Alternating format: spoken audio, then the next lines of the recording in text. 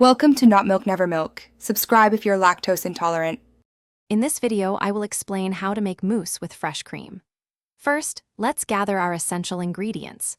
You will need about 200 milliliters of very cold heavy cream, a few tablespoons of granulated sugar, and your preferred flavoring, such as vanilla extract or cocoa powder. Having all your components chilled and ready, including any melted chocolate or fruit puree, is key to achieving a light and airy texture. This preparation ensures a smooth process. Now let's whip that cream to perfection. Begin by chilling your mixing bowl and whisk attachment in the freezer for about 15 minutes. This really helps. Pour your very cold heavy cream into the chilled bowl. Start whipping on a medium-high speed. As the cream begins to thicken and soft peaks form, gradually add your sugar. Continue whipping until you achieve firm, yet still smooth peaks. Be careful not to overwhip, or it will become grainy.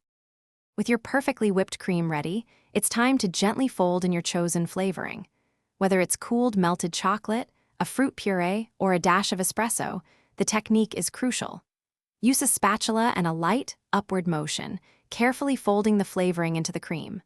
The goal is to incorporate it fully without deflating all that wonderful air you just whipped in.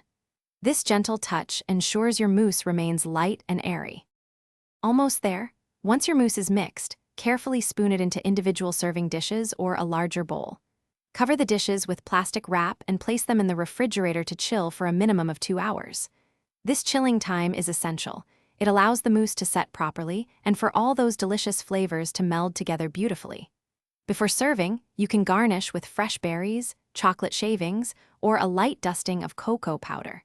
Enjoy your homemade, delightful mousse. Thanks for watching. If this was helpful, leave a like and consider subscribing. See you next time.